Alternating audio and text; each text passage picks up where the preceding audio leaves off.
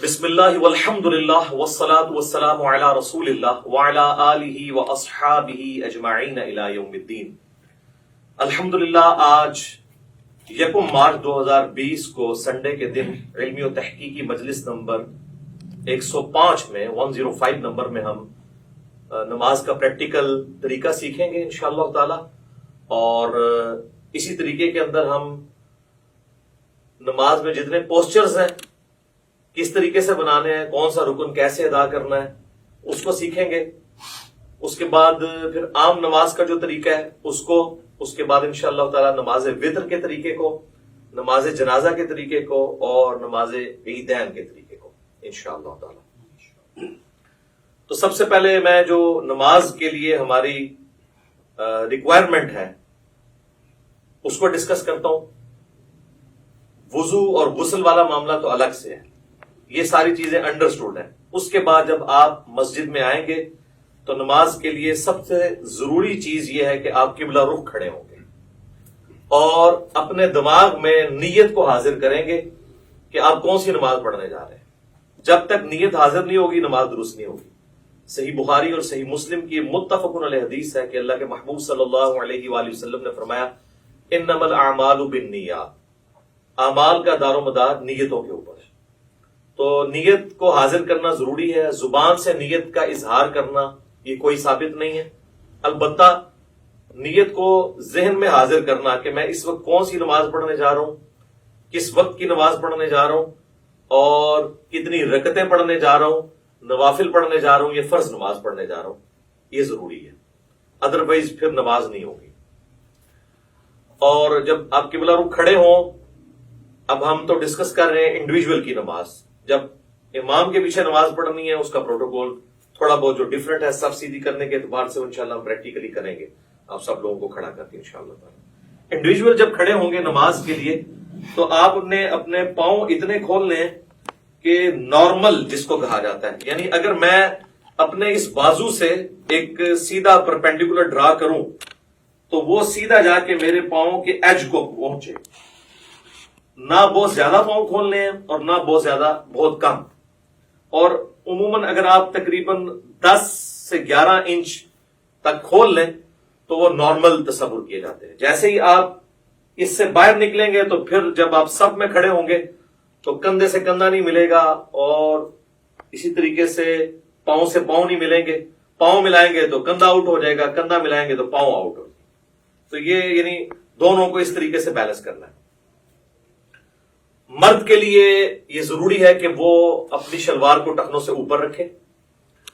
نماز کے علاوہ بھی سنت ہے، نماز میں تو اسپیسیفکلی سنت ہے مرد کے لیے، کیونکہ سنن ابی داؤد میں حدیث ہے اس مرد کی نماز نہیں ہوتی جس کا کپڑا ٹخنوں سے نیچے ہو۔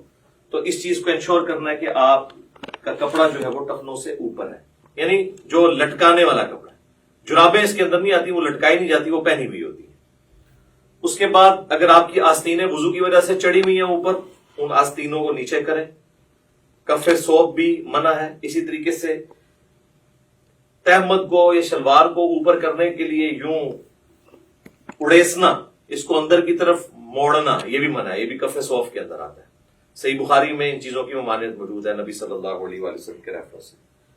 تو اس اعتبار سے ان ساری چیزوں کو دیکھ لینا ہے۔ پھر آپ نے قبلہ رخ کھڑے ہونا ہے اس حال میں کہ آپ جب قیام کے لیے اپنے ہاتھوں کو بلند کریں تو آپ کے یہ چیز ذہن میں ہونی چاہیے کہ میں اللہ تعالیٰ کے سامنے ہینڈز اپ کرنے جا رہا ہوں۔ یہ رفع الیدین کا ایک فلسفہ ہے، اور یہ جب ذہن میں ہوگا تو پھر نماز کے اندر خشوع و خضوع بھی نصیب ہوگا انشاءاللہ تعالیٰ۔ رفع الیدین کیسے کرنا ہے؟ اپنے ہاتھوں کو نارملی بلند کرنا ہے، یعنی اس کونی کو اگر ہم پیوٹ مانیں تو یہ کونی اگر ہم یوں رکھتے ہوئے اپنے ہاتھ کو یوں بلند کریں تو آپ دیکھیں گے کہ میری جو انگلیاں ہیں وہ کانوں کی سیدھ میں آ گئی ہیں، سائڈ سے جا کے دیکھیں، اور میری ہتھیلی جو ہے وہ کندھے کی سیدھ میں آ گئی ہے۔ یہ سنت طریقہ ہے۔ اور اس دوران ہاتھ کی انگلیاں اتنی کھلی ہوئی ہونی چاہیے جو نارمل ہے۔ سنن ابی داؤد میں حدیث ہے کہ نبی علیہ السلام جب رفع الیدین کرتے تھے تو ہاتھوں کی انگلیوں کو پھیلا کر کرتے تھے۔ پھیلانے سے مراد یہ نہیں ہے کہ ایسے کرتے تھے، تو بالکل اب نارمل طریقہ ہے، یعنی وہ راوی یہ بتانا چاہ رہے ہیں کہ نبی علیہ السلام ہاتھوں کو یوں نہیں رکھتے تھے بلکہ نارملی رکھتے تھے. اب آپ اس کو یوں دیکھیں گے تو میں جب اس کو ہاتھ کو بلند کروں گا تو آپ یہ دیکھیں میرے دونوں انگلیاں کانوں کی سیدھ میں ہیں, میری ہتھیلیاں کندھے کی سیدھ میں ہیں, اور میری ہتھیلیاں قبلہ رخ ہیں. اور اس دوران یہاں پر ہی تھوڑی دیر کے لیے روکتے ہوئے میں اللہ اکبر کہوں گا اور اس کے بعد اپنے ہاتھوں کو باندھوں گا. اب جتنے بھی رفع الیدین ہوں گے وہ اسی طریقے کے ساتھ ہوں گے. صحیح مسلم میں حدیث ہے کہ نبی صلی اللہ علیہ وآلہ وسلم اپنے ہاتھوں کو کانوں تک بلند کرتے تھے. صحیح بخاری میں حدیث ہے کہ نبی علیہ السلام اپنے ہاتھوں کو کندھوں تک بلند کرتے تھے. اس میں تطبیق یہی بنتی ہے کہ آپ ہاتھ اس طرح بلند کرتے تھے کہ اگر انگلیاں دیکھی جائیں تو وہ کانوں کی سیدھ میں آ جائیں اور ہتھیلیاں دیکھی جائیں تو وہ کندھوں کی سیدھ میں آ جائیں. یہ نارمل پوزیشن ہے اور یہ بالکل صحیح ہونا چاہیے. اس کے لیے پریکٹس کرنے کا طریقہ ہے کہ آپ شیشے کے آگے کھڑے ہوں اور اس کی پریکٹس کریں. بعض لوگ ہوتے ہیں ان کے ہاتھ یوں ہوئے ہوتے ہیں, یوں ہوتے ہیں, کچھ یوں ہوئے ہوتے ہیں.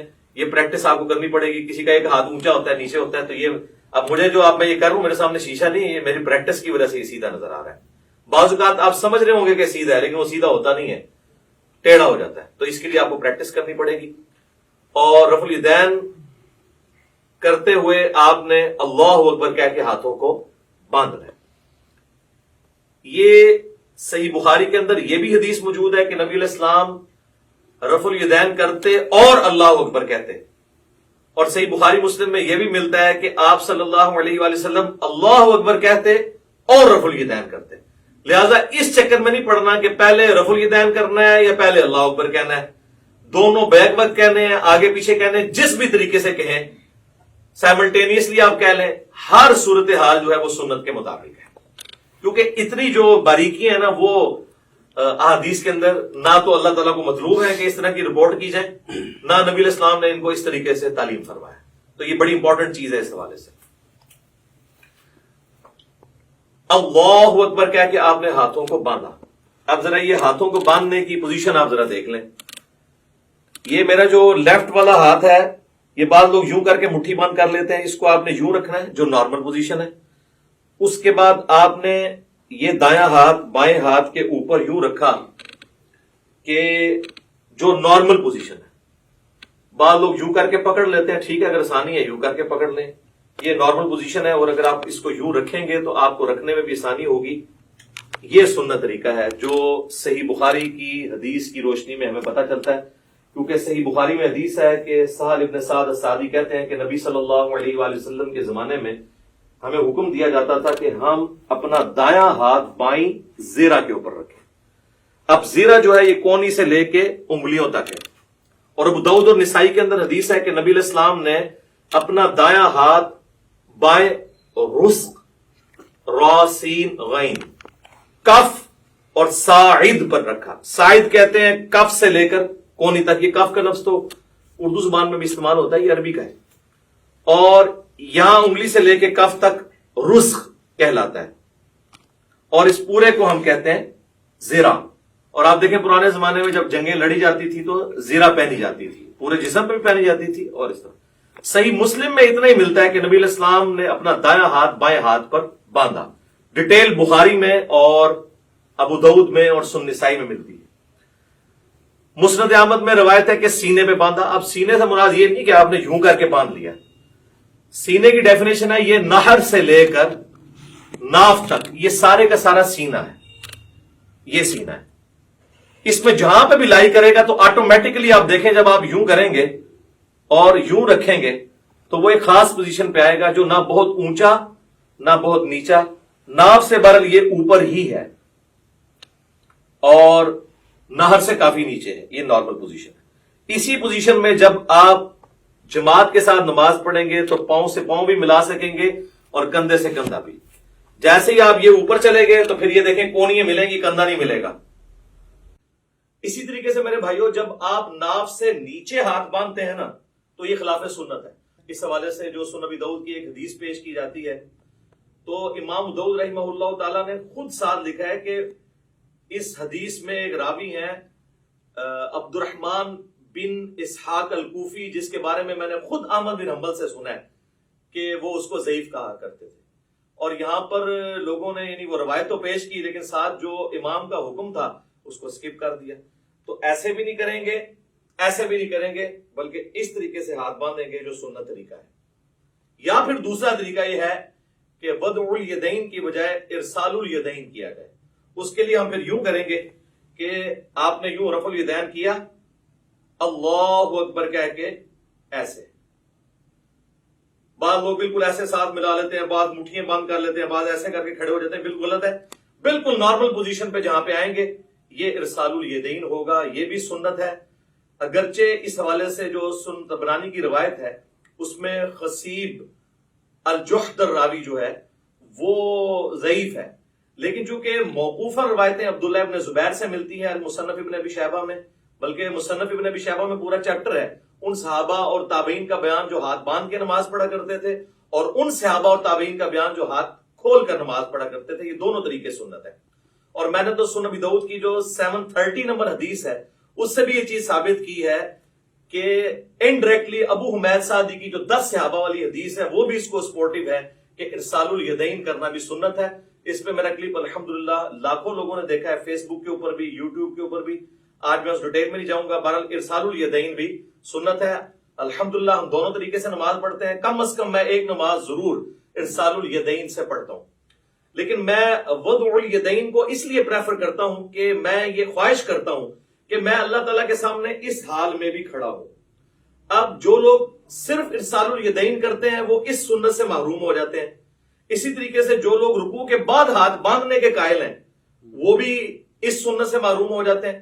تو ہم اس سنت پہ بھی عمل کرتے ہیں اور اس پہ بھی، رکوع سے پہلے یوں اور رکوع کے بعد ارسال الیدین، اس پہ تو اجماع ہے اہل سنت کے تمام مکاتب فکر، حنفی، شافعی، مالکی، حنبلی اور اہل حدیث بھی۔ یہ تو چند علماء عرب ہیں جنہوں نے یہ کام ڈالنا شروع کیا رکوع کے بعد ہاتھ باندھنے والا، اس پہ تو اجماع امت ہے، اور میں نے دلائل کے ساتھ ثابت کیا۔ صحیح بخاری میں اس کے اشارے موجود ہیں، سنن ابی داؤد کے اندر ابو حمید سعدی والی حدیث میں اس کے اشارے موجود ہیں کہ ارسال الیدین کیا جائے گا رکوع کے بعد۔ تو لہٰذا دونوں طریقے سنت ہیں۔ ارسال الیدین سے ہم نماز پڑھتے ہیں، فرض نماز پڑھتے ہیں، سنیوں کی مسجد کی پہلی صف میں پڑھتے ہیں، چاہے کسی کو برا لگے، الحمدللہ۔ مطلب اس میں تو کوئی آر نہیں ہمیں اس بات کو کرنے میں۔ تو ارسال الیدین بھی سنت ہے اور وضع الیدین بھی سنت ہے۔ تو آپ اچھا بعض لوگ جو ہے نماز شروع کرتے ہی اللہ اکبر کہہ کے وہ ہاتھ چھوڑ دیتے ہیں اور پھر یوں ہاتھ باندھتے ہیں، یہ بھی خلاف سنت ہے۔ آپ نے ہاتھ چھوڑنے ہیں تو چھوڑ کے نماز پڑھے، یہ بھی سنت ہے، اور آپ نے ہاتھ باندھنے ہیں تو باندھ کے نماز پڑھے تو وہ بھی سنت ہے، لیکن یہ یوں کر کے یوں نہ کریں۔ اس کے بعد پھر آپ اللہ اکبر کہتے ہوئے اگلے رکن میں جائیں گے اور رفع الیدین کرتے ہوئے اسی طریقے سے، اور وہ ہے رکوع۔ یوں دیکھیں، اللہ اکبر۔ اب رکوع کے اندر آپ نے ساری انگلیاں جو ہے ہاتھوں کی پھیلا کے رکھنی ہیں اور مضبوطی کے ساتھ گھٹنوں کو پکڑنا ہے اور ان بازوؤں کو بالکل سیدھا کر دینا ہے۔ جب آپ سیدھا کریں گے تو آپ کی کمر آٹومیٹکلی خود بخود سیدھی ہو جائے گی، جو سنت طریقہ ہے، اور آرام سے یہاں پہ آپ تسبیحات کریں گے، اور اس کے بعد سکون سے پھر آپ تسبیحات پڑھنے کے بعد جو میں بعد میں بتاؤں گا، سمع اللہ لمن حمدہ، ربنا ولک الحمد حمدا کثیرا طیبا مبارکا فیہ، مختلف قسم کے الفاظ ہیں، ربنا ولک الحمد بھی کہہ سکتے ہیں۔ اور اس حالت میں آپ نے ہاتھ باندھنے نہیں بلکہ ارسال الیدین کرنا ہے، اور کم از کم اتنی دیر کھڑے ہونا ہے کہ جتنی دیر آپ ربنا لک الحمد کہیں۔ بعض لوگوں کی عادت ہے کہ وہ سمع اللہ لمن حمدہ کہہ کے تو ساتھ ہی ایسے چلے جاتے ہیں سجدے میں، یہ بالکل خلاف سنت ہے، نماز نہیں ہوگی۔ بلکہ بخاری مسلم میں بڑی ڈیٹیل حدیث ہے، جو ایک صحابی نے نماز پڑھی، نبی علیہ السلام کے پاس حاضر ہوا، سلام عرض کیا، آپ علیہ السلام نے وعلیکم السلام ورحمۃ اللہ کہا اور کہا کہ دوبارہ نماز پڑھو، تو نے نماز پڑھی نہیں، 3 دفعہ اسی طریقے سے ہوا۔ پھر اس نے عرض کیا اللہ کے نبی مجھے نماز سکھائیں، تو آپ صلی اللہ علیہ وآلہ وسلم نے فرمایا کہ سکون کے ساتھ قیام کرو اور پھر قرآن جتنا مقدر ہے وہ پڑھو، اس کے بعد سکون سے رکوع کرو، رکوع کے بعد بالکل سیدھے کھڑے ہو جاؤ یہاں تک کہ ہر ہڈی اپنی جگہ پہ آ جائے، پھر سجدے کے لیے جاؤ اور پھر 2 سجدوں کے درمیان اس طرح بیٹھو کہ ہر ہڈی اپنی جگہ پہ آ جائے، پھر دوسرا سجدہ کر کے بھی بیٹھو اور پھر دوسری رکعت کے لیے کھڑے ہو، یعنی جلسہ استراحت بھی کرو۔ یہ صحیح بخاری میں 6251 نمبر حدیث ہے، جس کے تحت میں سمجھتا ہوں کہ علماء عرب نے جو جلسہ استراحت کو چھوڑ دیا یہ خلاف سنت ہے ان کی نماز۔ ربنا لک الحمد بھی کہہ سکتے ہیں، اللہم ربنا ولک الحمد بھی کہہ سکتے ہیں، جو بھی وہ انشاءاللہ میں پریکٹیکل جب کروں گا تو آپ کو پتہ چل جائے گا۔ اس کے بعد آپ نے سجدہ میں جانا ہے، اور اس کے لیے سنت یہ ہے کہ آپ نے پہلے ہاتھ لگانے ہیں، اس کے بعد گھٹنے لگانے ہیں، اور نبی علیہ السلام کی حدیث ابو داؤد میں موجود ہے، آپ صلی اللہ علیہ وآلہ وسلم نے فرمایا کہ اونٹ کی طرح مت بیٹھو. اور بعض لوگ کہتے ہیں جی اونٹ تو بیٹھتا ہی اس طرح کے پہلے ہاتھ لگاتا ہے پھر گھٹنے، تو میں اس پہ اکثر کہتا ہوں کہ نبی علیہ السلام نے اونٹ بٹھایا ہوا ہے، اس میں آگے الفاظ موجود ہیں پہلے ہاتھ لگاؤ بعد میں گھٹنے. پھر صحیح بخاری میں جو حدیث ہے 803 نمبر، اس سے پہلے امام بخاری نے باقاعدہ عبداللہ ابن عمر کا عمل لکھا ہے جس کی پوری سند مصنف ابن ابی شیبہ میں موجود ہے کہ عبداللہ بن عمر جب سجدے میں جانے لگتے تھے پہلے ہاتھ لگاتے تھے بعد میں گھٹنے. لہذا علماء عرب جو نماز پڑھتے پہلے گھٹنے لگاتے ہیں یہ سنت سے دور ہے ایز کمپیئر ٹو اس عمل کے جو ہم کرنے لگے ہیں. ربنا لک الحمد حمدا کثیرا طیبا مبارکا فی، اس کے بعد آپ سجدے کی طرف جھکیں گے تو آپ نے یہ دیکھیں یہ خود بخود اپنی جگہ بنائے گا ہر چیز. آپ دیکھ رہے ہیں میری انگلیاں ایسی جگہ پہ آئی ہیں کہ جب میں اس ایج کے اوپر سجدہ کروں گا تو میری انگلیاں کانوں کی سیدھ میں آئیں گی اور ہتھیلیاں کندھے کی سیدھ میں، جس طرح کے رفع الیدین کے وقت تھی، اور انگلیاں آلموسٹ نارمل پوزیشن میں ہوں گی. ایک ضعیف روایت ملتی ہے جس میں آپ صلی اللہ علیہ وسلم کے بارے میں آتا ہے کہ انگلیاں ملا کے سجدہ کرتے تھے. کچھ تابعین کے بارے میں صحیح سند سے بھی ملتا ہے کہ وہ پسند کرتے تھے کہ انگلیاں ملا کے کی جائیں، لیکن اس پہ کوئی مرفوع یا موقوف حدیث اس حوالے سے نہیں ملتی. آپ نارمل پوزیشن میں رکھیں، اتنی نہ کھول دیں کہ یہ قبلہ رخ سے ہٹ جائیں، یہ نارمل پوزیشن میں. اور اگر کسی نے یوں رکھنی ہے تو یوں بھی رکھ سکتا ہے، اس میں ذرا تردد ہوتا ہے، اس میں ہتھیلیاں بھی لگ جاتی ہیں اور آپ آلموسٹ یہ قبلہ رخ ہی ہوتی ہیں انگلیاں. کانوں کی سیدھ میں انگلیاں آ جائیں گی، یعنی کہ یہ دو آنکھوں کے درمیان آپ آنکھوں کی سیدھ میں رکھیں گے، خود بخود کانوں کی سیدھ میں آئیں گی، اور ہتھیلیاں جو ہیں وہ شولڈر کی سیدھ میں. اور پھر آپ نے پہلے ناک لگانا ہے، اس کے بعد ماتھا لگانا ہے.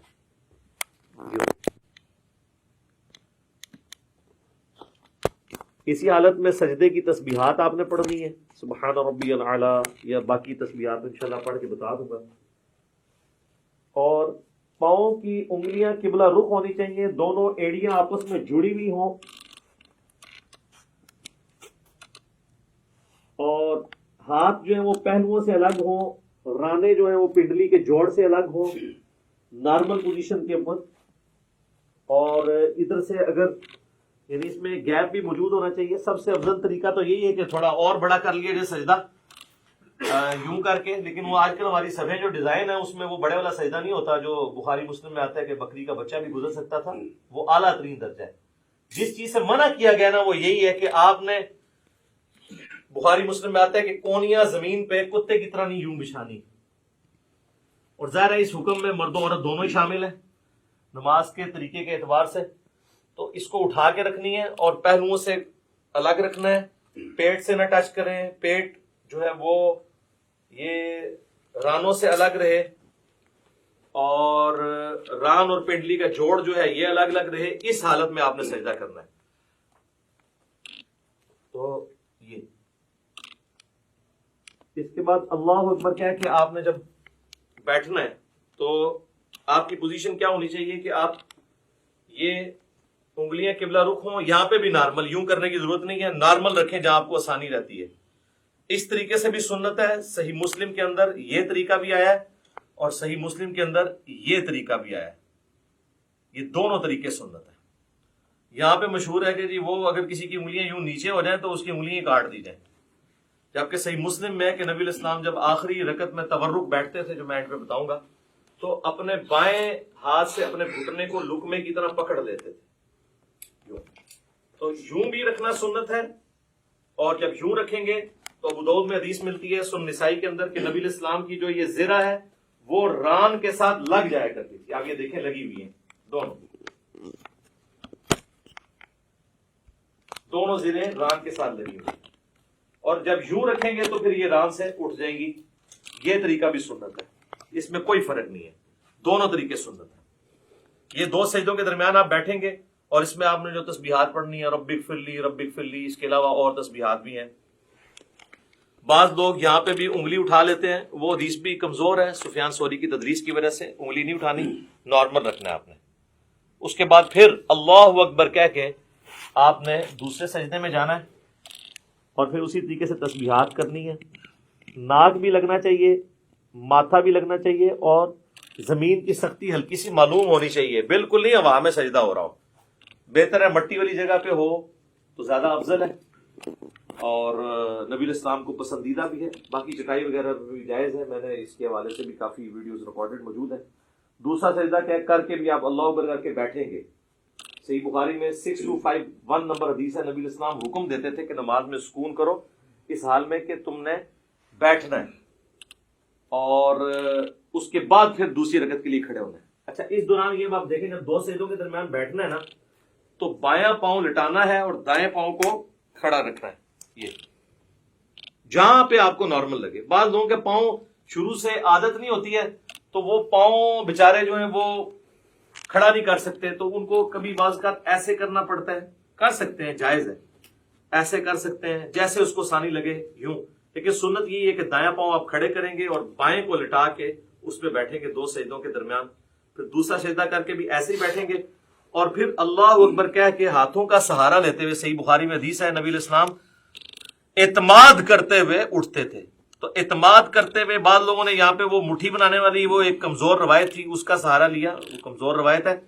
نارمل بخاری میں اعتماد، تو اعتماد ویسے ہی ہوگا جیسے عام حالت میں بندہ اٹھے گا. یہ اعتماد کا طریقہ ہے نارمل. یوں کرنے سے یہاں پہ نشان بن جاتے ہیں اور میں نے دیکھا لوگوں کی یہ ساری جگہ کالی ہوئی ہوتی ہیں.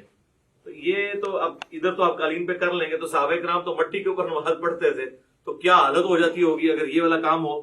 تو وہ ایسے ایسے میں نے دیکھا یوں کر کے کھڑے ہو رہے ہوتے ہیں اور وہ کہتے ہیں مٹھیوں والی حدیث. وہ تو روایت ہی کمزور ہے.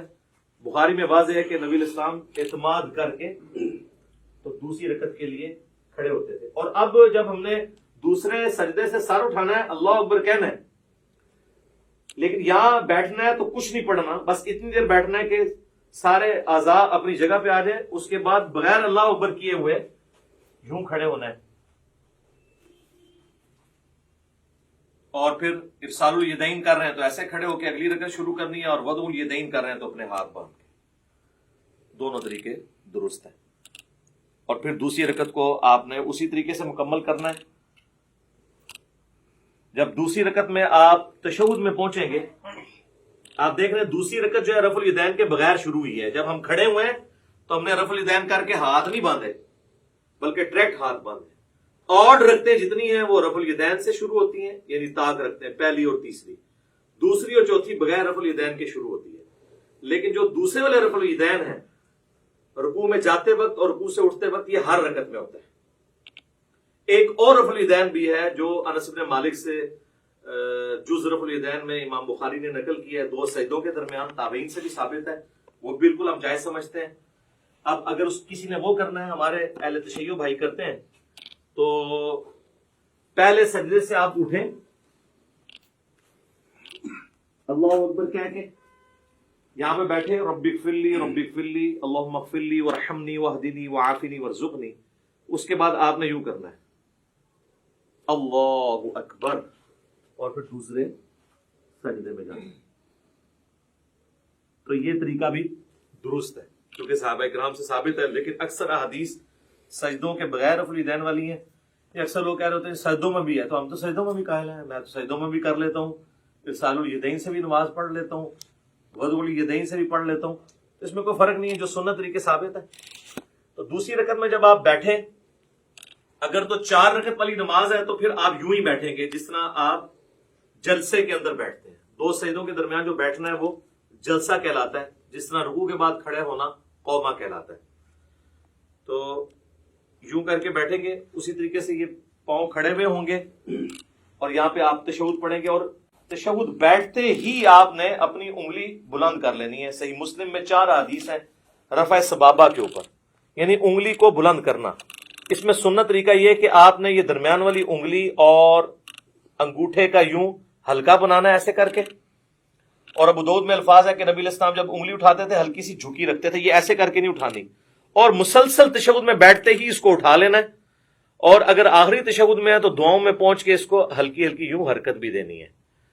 یہ بھی ثابت ہے. اور صحیح مسلم میں عبداللہ ابن زبیر جو نقل کر رہے ہیں وہ صرف اشارے کو نقل کر رہے ہیں، حرکت کو نہیں کر رہے. تو بغیر حرکت کے بھی اشارہ تھرو یوں کرنا یہ ثابت ہے. یہ طریقہ بھی ثابت ہے انگلی اٹھانے کا. اور ایک یہ طریقہ بھی ہے انگوٹھے کو اس جڑ میں رکھ کے یوں کر کے، اس کو کہتے ہیں وہ 53 کا عدد بنانا. یہ بھی طریقہ ٹھیک ہے. یہ دونوں طریقے ٹھیک ہیں. یہ عمومی طریقہ احادیث کے اندر رپورٹ ہوا ہے، چاہے یہاں پہ رکھیں چاہے یہاں پہ رکھیں، دونوں طریقے درست ہوں گے تشہد میں۔ اور یہ میں درمیان والے تشہد کی بات کر رہا ہوں جو 2 رکعتوں کے بعد ہے، جب آپ 4 رکعت پڑھ رہے ہیں تو محمد عبدہ و رسولہ تک پڑھ کے ساتھ دروشی بھی پڑھ لیں تو افضل ہے۔ وہ مسند احمد میں حدیث موجود ہے کہ آپ تشہد کے بعد بھی کھڑے ہو سکتے ہیں۔ سنن نسائی میں، صحیح مسلم میں موجود ہے کہ نبی علیہ السلام جب 9 رکعت وتر پڑھا کرتے تھے تو 8ویں رکعت میں بیٹھتے، تشہد پڑھتے، دروشی پڑھتے، اس کے بعد دعائیں پڑھتے، اور پھر آپ صلی اللہ علیہ وآلہ وسلم کھڑے ہوتے تھے 9ویں رکعت کے لیے۔ تو درمیان والے تشہد میں پڑھ سکتے ہیں۔ بہرحال اس میں جب آپ کھڑے ہوں گے دروشی پڑھنے کے بعد اللہم صلی علی محمد وعلی آل محمد اتنا بھی پڑھ لیں تو کافی ہے۔ یہ بھی سنن نسائی میں 1293 نمبر 1293 نمبر حدیث ہے، نبی اسلام نے یہ مختصر دروشی بھی تعلیم فرمایا۔ تو اللہ اکبر کہہ کے جب کھڑے ہوں گے تو زمین پر اعتماد کریں گے یوں، اور اٹھتے وقت پہلے گھٹنے اٹھائیں گے، اس کے بعد آپ ہاتھوں کو اٹھائیں گے۔ جاتے وقت ہاتھ پہلے لگاتے ہیں، گھٹنے بعد میں، اور اٹھتے وقت اس کو اس طریقے سے آپ ریورس کرتے ہیں۔ یعنی دوسرے الفاظ میں جو کچھ آپ نے بچپن سے سیکھا ہے تقریباً اس کے الٹ ہی کرتے ہیں آپ۔ پہلے گھوڑے لاتے تھے پھر ہاتھ لاتے تھے، تو اس طرح ذرا آسانی سے سمجھ آ جائے گا۔ اسی کو ہم نے عرض کیا ہے کہ مرنے سے پہلے ہے مسلمان کر لے اس پہ غور، کتابوں کا خدا اور ہے، باپوں کا خدا اور ہے۔ اچھا لوگ بڑا پراپوگنڈا کر رہے ہیں، اس نے 2 خدا کر دیے ہیں۔ 2 خدا نہیں ہم نے کیے ہیں، ہم نے یہ بتایا کہ اس خدا کا تعارف جو آپ نے کروایا ہے وہ نہیں ہے جو نبی علیہ السلام نے کروایا۔ وہ تو میں نے کلیریفائی بار بار کیا، ان کو بھی خیر سمجھ ہے۔ تو یہ کتابوں کی نماز آپ کو سکھا رہے ہیں جو نبی علیہ السلام نے امت تک، صحابہ، اہل بیت، تابعین، تبع تابعین کے ذریعے ہم تک پہنچائی ہیں الحمدللہ۔ اچھا اب چونکہ تیسری رکعت ہے تو تیسری رکعت میں جب ہم زمین پہ اعتماد کر کے کھڑے ہوں گے تو آپ اللہ اکبر، یہاں سے کھڑے ہوتے ہی آپ نے اللہ اکبر کہنا ہے، یعنی اللہ اکبر۔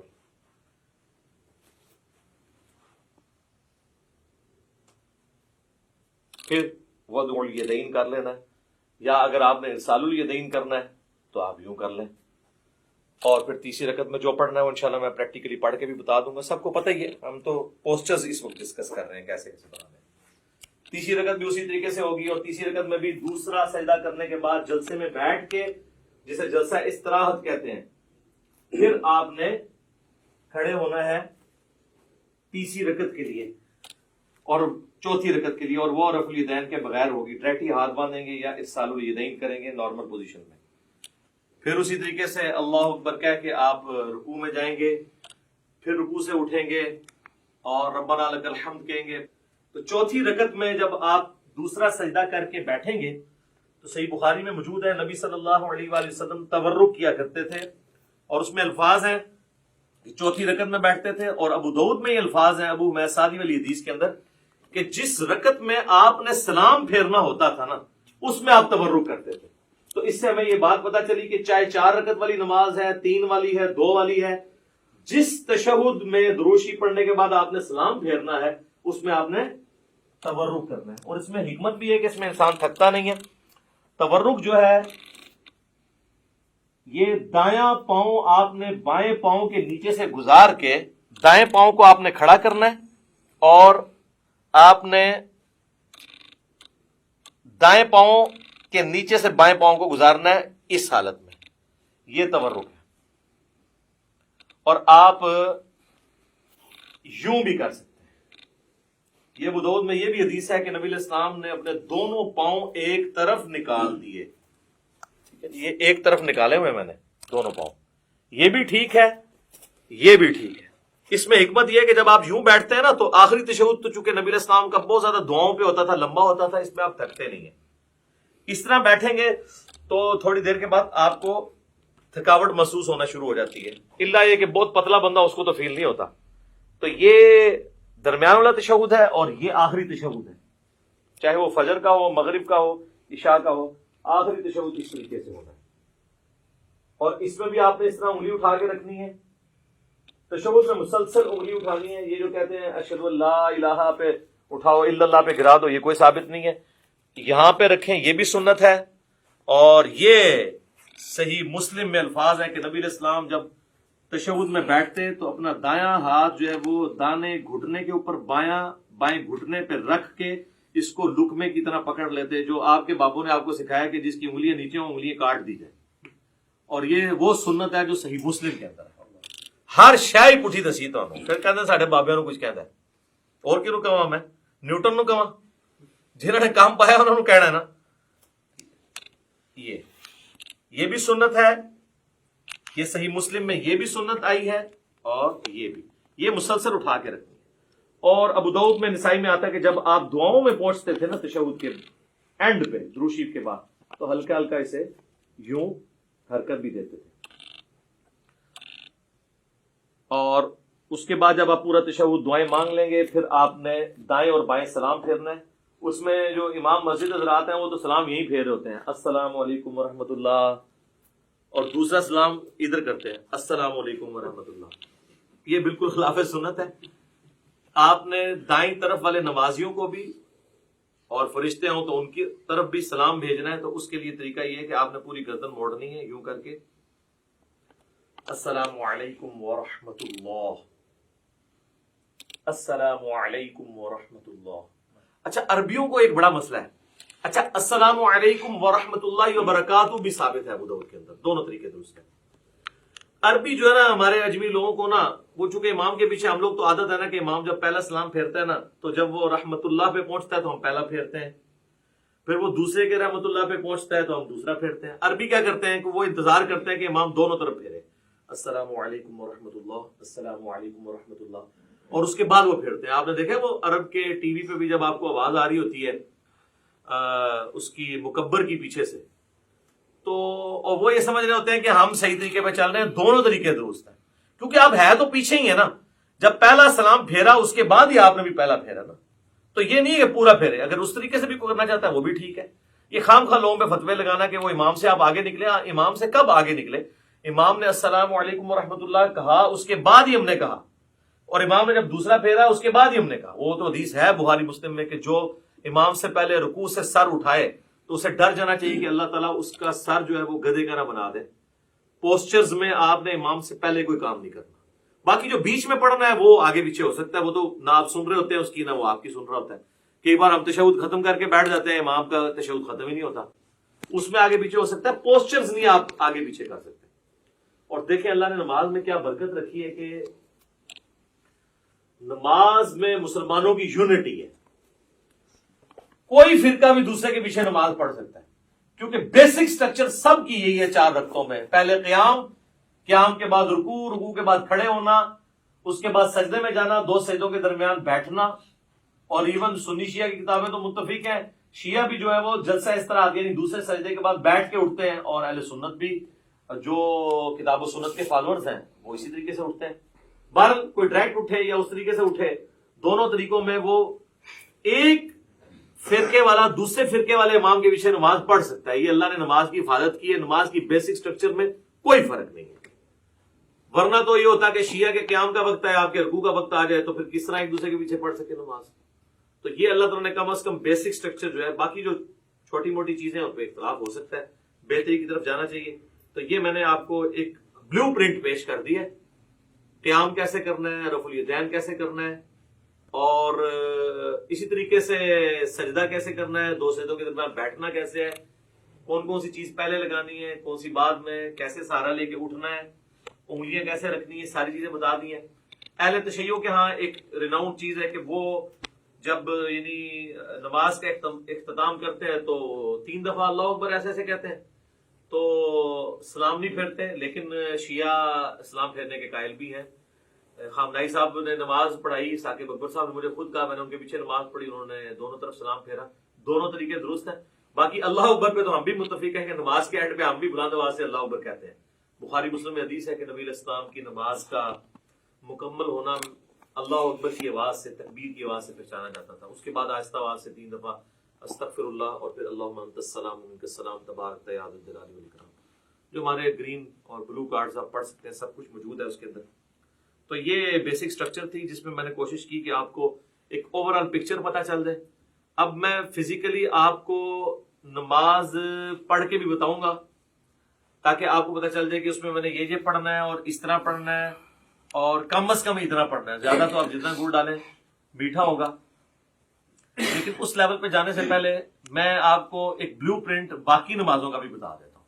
یہ تو 4 رکعتوں کا بتایا, اگر 2 رکعتیں ہوتی تو میں دوسری رکعت میں یوں تورک بیٹھ جاتا. اور اگر وطر کی نماز ہوتی تو وطر کا طریقہ بھی ہم ڈسکس کر رہے ہیں, تو وطر کا طریقہ بھی سیم اسی طریقے سے جس طرح عام نماز ہے. 3 وطر نبی علیہ السلام کی عمومی سنت ہے. صحیح بخاری میں قاسم بن محمد بن ابی بکر جو سیدنا ابو بکر رضی اللہ تعالیٰ عنہ کے پوتے ہیں, وہ کہتے ہیں میں نے صحابہ کرام کو 3 رکعت وطر پہ پایا, البتہ ایک میں حرج نہیں ہے. اور بخاری مسلم میں وہ تو مشہور حدیث ہے, رمضان ہو یا غیر رمضان. اما عائشہ کہتی ہیں نبی علیہ السلام 11 رکعت پڑھتے تھے, 8 تراویح اور 3 وطر, یا 8 نفل یا تہجد, کچھ بھی کہہ لیں. تو 3 وطر کا طریقہ یہ ہے کہ آپ نے وطر کو مغرب سے مختلف کرنا ہے, کیونکہ المستدرک للحاکم میں صحیح ابن حبان میں موجود ہے, نبی علیہ السلام نے فرمایا اسے مغرب سے مختلف کرو. اور مغرب سے مختلف کرنے کا طریقہ کیا ہے کہ 2 طریقے ہیں. ایک وہ ہے جو صحیح بخاری اور مسلم میں آیا ہے عبداللہ بن عمر سے, کہ وہ 2 رکعتیں پڑھنے کے بعد سلام پھیر دیا کرتے تھے, اور پھر سلام پھیرنے کے بعد اگر کسی اپنے غلام کو کوئی حکم دینا ہوتا تو حکم دیتے تاکہ یہ پتہ چل جائے کہ اس کے دوران بول سکتے ہیں, اور پھر 1 رکعت الگ سے پڑھا کرتے تھے. یہ مغرب سے مختلف کرنے کا ایک طریقہ ہے. دوسرا جو ہے وہ ہمیں سیدنا عمر فاروق رضی اللہ تعالیٰ عنہ سے صحیح ابن خزیمہ میں, ابن حبان میں, المستدرک للحاکم اور کئی کتابوں میں ملتا ہے کہ وہ کیا کرتے تھے کہ دوسرا جو تشہد ہے نا, جو 2 رکعتوں کے بعد جو تشہد ہے وہ نہیں بیٹھتے تھے. مغرب میں تو ہم بیٹھتے ہیں نا, تو دوسری رکعت میں بھی وہ جلسہ استراحت کرتے تھے اور تیسری رکعت کے لیے کھڑے ہو جاتے تھے. اور جب آپ تیسری رکعت کے لیے کھڑے ہوں گے, چونکہ یہ آڈ رکعت ہے, تو پھر یہ رفع الیدین سے شروع ہوگی. یہ بھی اکثر لوگ پوچھ رہے ہوتے ہیں کہ تیسری بغیر رفع الیدین دی ہوگی, رفع الیدین. سر آڈ رکعت سمپل فارمولہ ہے رفع الیدین کے ساتھ. رفع الیدین کتنے ہونے ہیں؟ 4 رفع الیدین تو اتفاقی ہے. نماز شروع کرتے وقت, ہر رکعت میں رکوع میں جاتے وقت اور اٹھتے وقت 3 ہو گئے, اور 2 رکعتوں سے اٹھ کے یعنی تیسری رکعت کے اندر یہ 4 ہے, اور 5واں 2 سجدوں کے درمیان. اس کے علاوہ بھی اگر جس کو جتنا شوق ہے کرتا رہے, ہر اٹھک بیٹھک پہ کرے, اس کی مرضی. یہ ایٹ لیسٹ ڈیٹم لیول ہے. اچھا جی, اب وطر میں چونکہ وہ مختلف اس طرح کرنا ہے, وہ تو میں نے آپ کو بتا دیا. جب آپ تیسری رکعت میں ہوں گے, چاہے وہ الگ سے پڑھ رہے ہوں آپ, چاہے وہ آپ فصل کر کے یعنی سلام درمیان والے دونوں پھیر کے اس کے بعد پڑھ رہے ہوں, تو جب آپ تیسری رکعت میں سورۃ الفاتحہ میں سورت ملا لیں گے, اس کے بعد آپ اس کے ساتھ ہی دعائے قنوت پڑھ سکتے ہیں. اللہم اہدنی فیمن ہدیت. آج کلپ چڑھ گیا ہوگی کہ اصل دعا کیڑی ہے, ٹھیک ہے. تو اور اس میں آپ ارسال الیدین اگر کیے ہوئے تو اس حالت میں پڑھیں گے, لیکن پڑھیں گے آپ رکوع سے پہلے. صحیح بخاری میں 1002 نمبر حدیث ہے, انس بن مالک کہتے ہیں وہ شخص غلط بیانی کر رہا ہے, جھوٹ بول رہا ہے, جو یہ کہہ رہا ہے کہ نبی صلی اللہ علیہ وآلہ وسلم قنوت وطر کی قنوت کی دعا جو ہے وہ رکوع کے بعد کیا کرتے تھے. آپ نے صرف 1 مہینہ رکوع کے بعد کی, وہ کافروں پہ بددعا کی تھی, قنوت نازلہ. آپ ہمیشہ رکوع سے پہلے کرتے تھے. رکوع سے پہلے کیسے؟ سورت ملائی, اس کے بعد یہ آپ نے پڑھ دیا اللہم اہدنی فیمن ہدیت, یہ دعا پوری کی, پھر آپ رفع الیدین کر کے رکوع میں چلے گئے. اور دوسرا طریقہ جو کم از کم 3 تابعین سے ثابت ہے اور سیدنا عمر سے بھی ثابت ہے, اور المصنف ابن ابی شیبہ میں, مستدرک الحاکم میں, صحیح ابن حبان کے اندر, ابن خزیمہ کے اندر, المعجم الکبیر طبرانی کے اندر ڈیٹیل سے مل جائے گا آپ کو کہ سیدنا عمر جو ہے وہ تکبیر کہتے تھے دعائے قنوت پڑھنے سے پہلے. یعنی سورت ملا لی, اس کے بعد سورت ملانے کے بعد آپ نے اللہ اکبر کیا, تکبیر کہی, اور دوبارہ ہاتھ باندھ کے آپ نے دعائے قنوت مانگی. اس میں ہاتھ نہیں اٹھانے ہوتے کیونکہ یہ قنوت نازلہ نہیں ہے, یہ عام قنوت ہے. عام قنوت میں ہاتھ باندھے جاتے ہیں, یا ارسال الیدین کر کے آپ پڑھیں. ہاتھ اٹھانے والی کافروں میں بددعا ہے, اور وہ ہوتی بھی رکوع کے بعد ہے, اور وہ ہوتی بھی عموماً فرض رکعت جو فرض نماز ہے اس کی آخری رکعت میں رکوع میں جانے کے بعد ہوتی ہے, جو سنت ہے. وہ آپ کو قنوت والا چیپٹر مشکات میں مل جائے گا, وہ داؤد ترمذی ابن ماجہ کے حوالے سے حدیث مل جائے گی. اور جو قنوت وطر کے اندر کوئی قنوت نازلہ کرنا چاہتا ہے تو نبی علیہ السلام سے ثابت نہیں, لیکن صحابہ کرام سے, ابی ابن کعب سے صحیح ابن خزیمہ کے اندر موجود ہے, جس میں دعائے قنوت بھی انہوں نے پڑھی اور ساتھ درود شریف بھی پڑھا اینڈ کے اوپر, اور بھی دعائیں مانگی, وہ آپ کر سکتے ہیں. صحابہ کا یہ طریقہ, اور میں اس پہ اکثر کہتا ہوں کہ جو لوگ کہتے ہیں کہ صحابہ کرام نعوذ باللہ حجت نہیں ہے، ہم نے مرفوع حدیثی دیکھنی ہے، تو ان کے لیے لمحہ فکری ہے کہ وہ جتنی یہاں پہ قنوت نازلہ پڑھا رہے ہیں اپنی وطروں کے اندر رمضان میں، وہ تو صحابہ کا طریقہ ہے۔ جب داڑھی کی باری آتی ہے ہم نہیں کاٹتے، لیکن مٹھی کے بعد صحابہ کا اجماع ہے کہ کاٹنا جائز ہے۔ وہاں کہتے ہیں جی ہم نبی علیہ السلام کو دیکھ رہے ہیں، تو نبی علیہ السلام کو بھی نہیں آپ دیکھ رہے، نبی علیہ السلام کی تو مٹھی سے بڑی نہیں ہے، یہ بھی میں نے ثابت کیا ہے الحمدللہ۔ ساتھ ساتھ تھوڑی سی برین واشنگ ہوتی رہنی چاہیے، تبھی چیزوں کی سمجھ آتی ہے۔ تو اللہ اکبر کہہ کے ارسال الیدین کیا یا ہاتھ باندھے اور آپ نے دعائے قنوت پڑھی، اس کے بعد اللہ اکبر کہہ کے دعائے قنوت کے بعد روشی بھی پڑھنا ہے، اور پھر آپ نے وہ پورا کیا۔ اب چونکہ چاہے آپ نے فصل کیا ہوا ہے، درمیان میں دو پڑھ کے سلام پھیرے ہوئے ہیں، یا آپ نے دو کے بعد آپ کھڑے ہوئے ہیں، دونوں صورتوں میں تیسری رکعت تو آپ کی وتر کی آخری ہوگی، اس میں پھر آپ تورکی بیٹھیں گے۔ بلکہ سنن کبریٰ البیہقی میں یا مصنف ابن ابی شیبہ میں ملتا ہے نا کہ جس رات سیدنا ابو بکر کو دفن کیا گیا تو رمضان کی رات نہیں تھی، تو حضرت عمر نے کہا میں نے تو وتر ہی نہیں پڑھے ہوئے ہیں، تو پھر انہوں نے کہا میں جماعت کراتا ہوں تو میرے پیچھے وتر پڑھو۔ اس سے یہ بھی بات پتہ چلی کہ رمضان کے علاوہ وتر کی جماعت کروائی جا سکتی ہے۔ تو اس میں انہوں نے وتر اسی طریقے سے پڑھائے تھے کہ انہوں نے درمیان تشہد چھوڑا تھا اور اپنا 3 وتر پڑھائے تھے۔ اور وتر کے اوپر میرا ڈیٹیلڈ 130 مسئلہ ہے، اس میں میں نے ساری نیٹی گریٹیز ڈسکس کی ہیں، آج اس ڈیٹیل میں جانے کی ضرورت نہیں۔ نماز وتر بھی کمپلیٹ ہوگی تھی، کچھ چیز ہے تو نہیں کی نماز وتر کے حوالے سے؟ کون سی دعا آخر میں؟ وتر کے بعد جب ختم کرتے ہیں، وتر کے بعد وہ تو اذکار ہے نا، وہ وتر کے طریقے میں تو نہیں آتے، وہ تو ہے سبحان الملک القدوس اور 3 دفعہ پڑھ کے رب الملائکۃ والروح، آخری بار اس کو اونچی، وہ تو اذکار ہیں، وہ تو علیحدہ سے ہمارے لکھے ہوئے ہیں۔ فی الحال ہم طریقے کو ڈسکس کر رہے ہیں، اور یہ تو ہو گیا نماز وتر کا طریقہ۔ اب آ جائیں آپ نماز عیدین کے طریقے کے، تو وہ تو ہوتی 2 رکعت ہے، چاہے وہ عید الاضحیٰ ہو یا عید الفطر ہو، 2 رکعتیں ہوتی ہیں، اور اس میں 12 تکبیرات ہوتی ہیں، جو ابو داؤد کے اندر حدیث موجود ہے، الموطا امام مالک کے اندر موجود ہے کہ 7 تکبیرات سورۃ الفاتحہ سے پہلے پہلی رکعت میں، اور 5 تکبیرات سورۃ الفاتحہ سے پہلے دوسری رکعت میں۔ یہ طریقہ ہے، اور اگر کوئی بھول جائے تو رکوع کے بعد بھی کر سکتا ہے۔ اس میں طریقہ یہی ہے کہ اللہ اکبر کہہ کے آپ نماز شروع کریں گے۔ اگر آپ نے وضع الیدین کیا ہے تو آپ جب تکبیرات کہیں گے اللہ اکبر تو دوبارہ ہاتھ باندھیں گے۔ اگر آپ ارسال الیدین کر رہے ہیں تو اللہ اکبر اللہ اکبر، یوں 7 تکبیرات کو آپ پورا کریں گے، اور اس کے بعد یعنی ثنا پڑھنے کے بعد 7 تکبیرات، پھر اعوذ باللہ بسم اللہ پڑھ کے امام نے سورۃ الفاتحہ پڑھنی ہے، آپ نے سننی ہے، اور دوسری رکعت میں امام جب سورۃ الفاتحہ شروع کرنے لگے گا اس سے پہلے وہ تکبیرات کہتا ہے۔ اگر کوئی پہلے میں بھول گیا ہوا ہے تو دوسرے میں 12 پوری کر لے، یعنی یہ زائد تکبیرات ہی ہیں، سنت افضل عمل ہے۔ تو عید کی نماز کے اندر یہ ایک مین چیز ہے، اور عید کی نماز جمعے کی طرح دن کی نماز ہونے کے باوجود جہری نماز ہے۔ ویسے دن کی جتنی نمازیں ہیں وہ سرن ہے، چاہے زور ایسا ہے، جمعے کی بلند آواز سے ہوتی ہے، اور عید کی بھی اگرچہ دن کی نماز ہے لیکن وہ جہرن پڑھی جاتی ہے۔ اور دوسرا فرق یہ ہے کہ جمعے میں خطبہ پہلے ہوتا ہے، نماز بعد میں، اور عیدین کے اندر کیا ہوتا ہے؟ نماز پہلے خطبہ بعد۔ باقی وہ آل امیہ نے پہلے شروع کروا دیا تھا، کیونکہ بعد میں حضرت علی کے اوپر وہ لانتے کرتے تھے، تو ظاہر سامنے تو صحابہ بیٹھے تھے۔ 5 تکبیروں میں باندھنے یار میں نے بتایا ہے کہ اگر ارسال الیدین کر رہے ہیں تو ارسال الیدین کریں گے، اگر وضع الیدین کرنا ہے وضع الیدین، چھوڑنا نہیں ہے، حنفی چھوڑتے ہیں مجھے پتا ہے، ہاں وہ میں نے کلیئر کر دیا کیا کرنا ہے، اسی لیے کہا ہے تو اس کو مزید کلیئر کر دیتے ہیں۔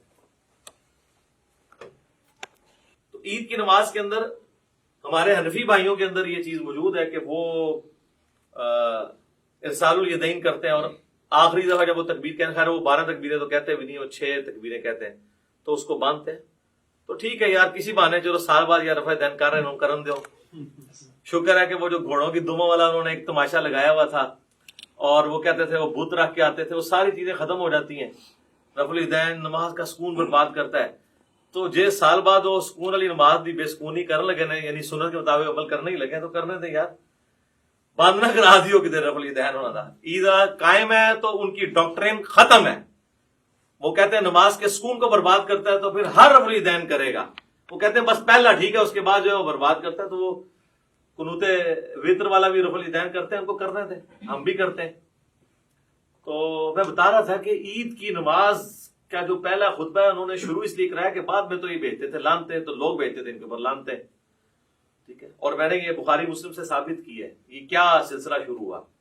تو کربلا ہر جگہ آئے گی، یہ آپ نے یاد رکھنا ہے، کربلا سے آپ کی جان نہیں چھوٹنی، ٹھیک ہے. تو یہ ہو گیا جناب عیدین کا طریقہ، دونوں عید کی نمازوں کا یہی طریقہ ہے. اور نیت سب کے لیے وہی ہے، ذہن میں حاضر کرنی ہے. لوگ عید والے دن نیت یاد کرا رہے ہوتے ہیں کہ جناب یاد کر لو ہے کرنی ہے. اچھا جی، اب آ جائیں اب آخر میں نماز جنازہ کی. نماز جنازہ بھی جو ہے یہ بھی کبھی کبھاری پڑھنی ہوتی ہے، اس لیے اس کی بھی تکبیرات اس طریقے سے ہوں گی. نیت کیا ہے وہ لوگ یاد کروا رہے ہوتے ہیں. نیت پھر ذہن کو حاضر کرنے کا نام ہے اور آپ نے نماز پڑھی. لیکن نماز جنازہ اس لیے مختلف ہے کہ یہ عام نمازوں کی طرح نہیں ہے، نہ اس میں رکوع ہے نہ اس میں سجدہ ہے، اس لیے اس کا پروٹوکول ذرا ڈفرینٹ ہے. پروٹوکول ڈفرینٹ ہے تو پھر ظاہر ہے اس کے اندر جب آپ اللہ اکبر کہہ کے نماز شروع کریں گے، وضو الیدین کریں یا ارسال الیدین کریں، تو پہلی تکبیر کے بعد ثنا گوئی نہیں ہے اس کے اندر. وہ روایتیں کمزور ہیں. اعوذ باللہ من الشیطان الرجیم بسم اللہ پڑھ کے سورۃ الفاتحہ ہے اور ساتھ کوئی ایک سورت آپ ملا دیں، یہ سنت ہے. اور دوسری تکبیر جب آپ کہیں گے اللہ اکبر کہہ کے ہاتھ باندھ لیں گے، اگر ارسال الیدین کر رہے ہیں دونوں طریقے درست ہیں، اگر باندھ رہے ہیں تو آپ پھر اس حالت میں درود شریف پڑھیں گے. پھر تیسری تکبیر اللہ اکبر کہہ کے اس میں آپ دعائے جنازہ میت کے لیے پڑھیں گے، جو ابو داؤد ترمذی ابن ماجہ میں مشہور دعا ہے، اللہم اغفر لحینا ومیتنا وشاہدنا وغائبنا وصغیرنا وکبیرنا، یہ والی دعا. اس کے علاوہ بھی صحیح مسلم شریف میں اور دعائیں ہیں، کوئی سی بھی آپ ایک دعا پڑھ لیں. نہیں یاد ہے ربنا آتنا فی الدنیا پڑھ لیں، رب اجعلنی پڑھ لیں، کوئی بھی دعائے معصورہ پڑھ لیں جب تک آپ کو وہ یاد نہیں. پھر چوتھی تکبیر کہہ کے آپ اللہ اکبر کہیں گے، یوں ہاتھ باندھ لیں گے اور پھر دائیں طرف ایک سلام پھیر. نماز جنازہ چونکہ مختلف ہے تو اس میں یہ بھی مختلف ہے کہ آپ نے صرف ایک طرف سلام پھیرنا، السلام علیکم ورحمۃ اللہ. تابعین سے دو طرف پھیرنا بھی ثابت ہے، لیکن صحابہ اور نبی علیہ السلام سے ایک طرف ثابت ہے، دو طرف والی روایتیں کمزور ہیں. اگر کوئی پھیر لیتا ہے ہم اس کے اوپر فتویٰ نہیں لگاتے. اور بعض اوقات آپ کو کسی ایسی جگہ پہ پڑھنی پڑتی ہے نا، تو میں پھر یہ کرتا ہوں کہ جب امام دو طرف پھیر رہے ہیں نا تو میں اس کے دوسرے پھیرنے کا بھی انتظار کرتا ہوں. جب وہ دوسرا پھیرتا ہے تو میں پہلے ہی پھیر کے. یہ تو کہتے ہیں وہ جناب پہلا پھیریں گے، اینج ہاتھ کھول لینے اینج کر لینے، اور چکر ہی نہ پاؤ، پہلے دیکھو فاتحہ ہی نہیں پڑھ رہے اس جنازے کے اندر. فاتحہ کے بغیر تو نماز نہیں ہوتی. صحیح بخاری میں موجود ہے کہ عبداللہ بن عباس نے بلند آواز سے نماز جنازہ میں فاتحہ پڑھی تاکہ بتایا جائے یہ سنت عمل ہے. نماز جنازہ بلند آواز سے بھی سنت ہے، آہستہ آواز سے بھی سنت ہے، لیکن عموماً جو سنت ہے سنن نسائی میں وہ سرن ہی ہے، آہستہ آواز سے. اس لیے آپ دیکھیں عرب جتنے ملک ہیں وہاں پہ آہستہ آواز میں نماز جنازہ پڑھی جاتی ہے، یعنی بلند آواز سے نہیں پڑھی جاتی.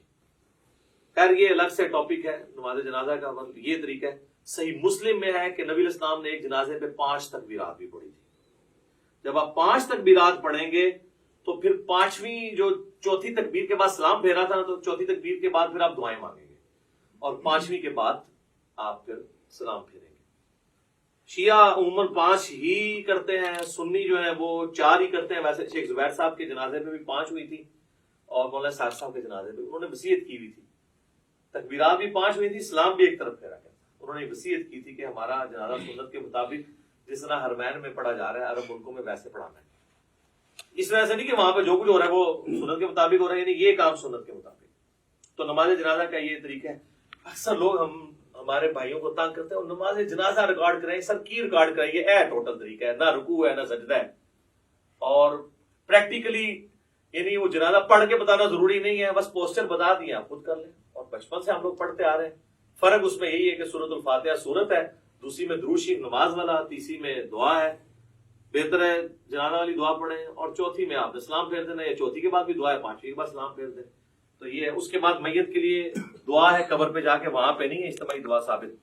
جو بندی نہیں کرتے بریلوی کرتے ہیں اور وہ کہتے ہیں یہ بریلوی غلط کر رہے ہیں، ثابت نہیں ہے. تو دیوبندیوں سے پوچھا جو آپ فرض نماز کے بعد اجتماعی دعا کرتے ہیں یہ بھی تو ثابت نہیں ہے، تو وہاں پھر ان کے پاس کوئی جواب نہیں ہوتا.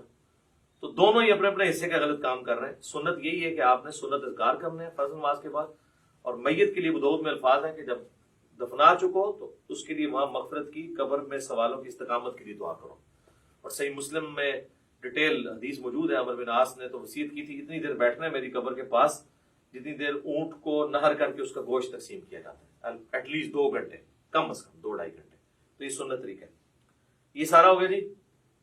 کوئی چیز اس میں نماز جنازہ میں، نماز وطر کے اندر، نماز عیدین میں یا عام نماز کے اندر کوئی چیز رہ گئی ہو؟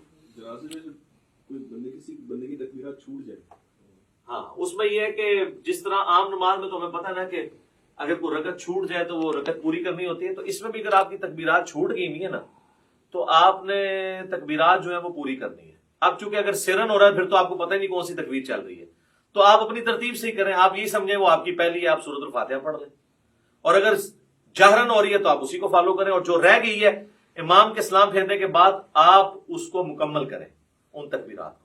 اور یہاں پہ میں آپ کو ضمن بتا دوں، جو ائمہ حضرات ہیں نا ان کی ذمہ داری ہے کہ وہ تکبیرات زیادہ لمبی نہ کہا کریں، کیونکہ پیچھے مقتدی پہلے ہی اللہ اکبر کہہ دیتے ہیں، اور اگر تکبیر تحریمہ والا اللہ اکبر مقتدی نے امام سے پہلے کہہ لیا اس کی نماز سٹارٹ ہی نہیں ہوگی، کیونکہ امام سے آگے نکل گیا نا.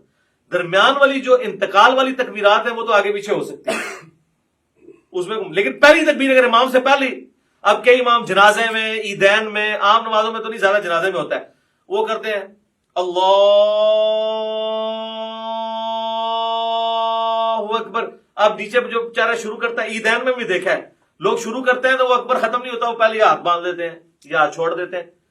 تو میں تو انتظار کرتا ہوں جب وہ اکبر کے را پہ پہنچتا ہے نا نماز عید میں یا نماز جنازہ میں، تو پھر میں اللہ اکبر سے پڑھوں. تو یہ آپ ٹرین کریں تو بہتر یہ کہ آپ مختصر اس کو کریں، اتنا لمبا نہ کریں کہ پیچھے لوگوں کے سانس ٹوٹ جائیں، یا ان کو ایجوکیٹ کریں.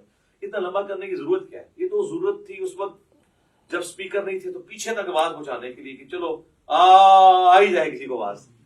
تو اب تو ضرورت نہیں ہے. اللہ اکبر سپیکر میں اتنے ماشاءاللہ موجود ہے. اور کوئی چیز اس حوالے سے جو اس کے پوسچرز طریقے کے اعتبار سے آ رہی ہو؟ جی سنت ہے. جنازے میں بھی ہر تکبیر کے اوپر رفع الیدین کرنا، یہ بھی سنت ہے. نماز عیدین میں بھی ہر تکبیر کے اوپر رفع الیدین کرنا سنت ہے. ابو داؤد میں واضح حدیث ہے، مسند احمد میں موجود ہے. عبداللہ بن عمر کہتے ہیں کہ قیام کی حالت میں نبی علیہ السلام جب بھی تکبیر کہتے تھے تو اپنے ہاتھوں کو بلند کرتے تھے. تو یہ جنرل ہے، ٹھیک ہے.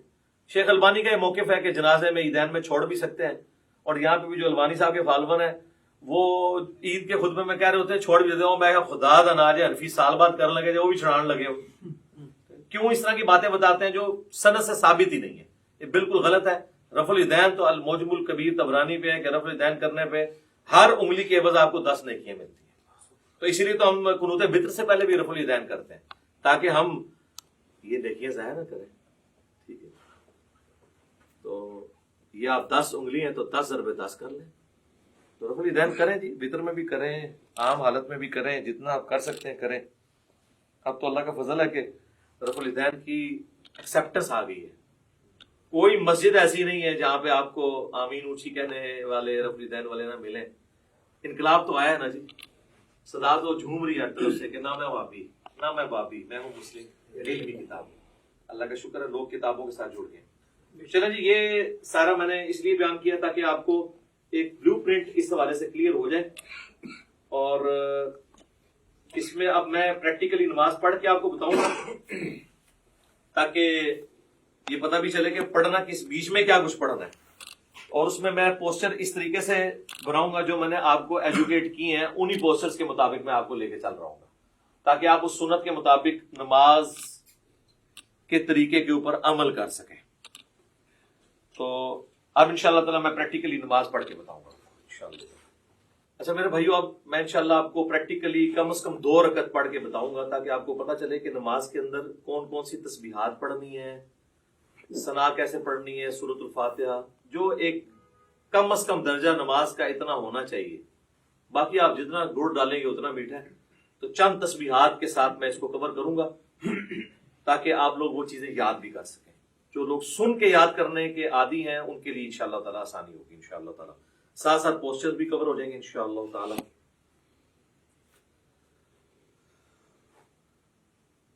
اللہ اکبر. سبحانك اللهم وبحمدك وتبارك اسمك وتعالى جدك ولا إله غيرك. أعوذ بالله من الشيطان الرجيم. بسم الله الرحمن الرحيم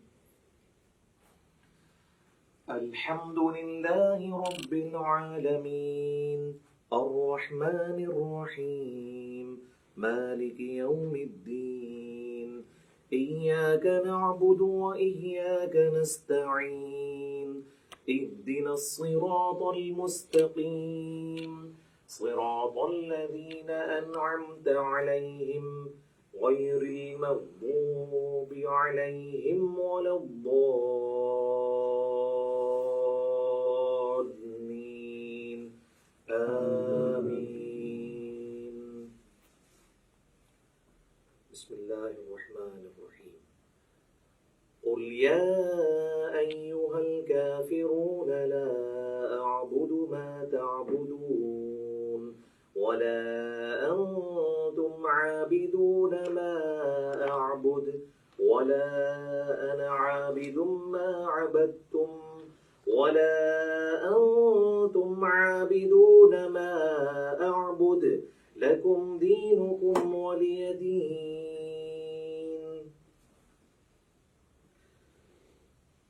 الله أكبر سبحان ربي العظيم سبحان ربي العظيم سبحان ربي العظيم سبحانك اللهم ربنا وبحمدك اللهم اغفر لي سبوح قدوس رب الملائكة والروح سمع الله لمن حمده اللهم ربنا ولك الحمد حمدا كثيرا طيبا مباركا فيه الله أكبر سبحان ربي الأعلى سبحان ربي الأعلى سبحان ربي الأعلى سبحانك اللهم ربنا وبحمدك اللهم اغفر لي سبوح قدوس رب الملائكة والروح الله أكبر رب اغفر لي رب اغفر لي اللهم اغفر لي وارحمني واهدني وعافني وارزقني الله أكبر سبحان ربي الأعلى سبحان ربي الأعلى سبحان ربي الأعلى سبوح قدوس رب الملائكة والروح سبحانك اللهم ربنا وبحمدك اللهم اغفر لي الله أكبر